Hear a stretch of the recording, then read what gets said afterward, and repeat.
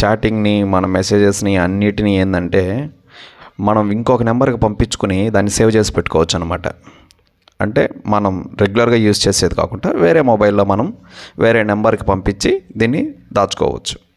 అది ఎలా అనేది ఇప్పుడు చెప్తాను. ఫస్ట్ వాట్సాప్ ఓపెన్ చేయండి. వాట్సాప్ ఓపెన్ చేసిన తర్వాత ఇక్కడ పైన 3 డాట్స్ ఉన్నాయి కదా, ఈ 3 డాట్స్ అనేటివి మీరు ఓపెన్ చేయండి. సెట్టింగ్స్ ఓపెన్ చేయండి. తర్వాత కిందకు వస్తే ఇక్కడ చాట్స్ ఉంది కదా, దాన్ని ఓపెన్ చేయండి.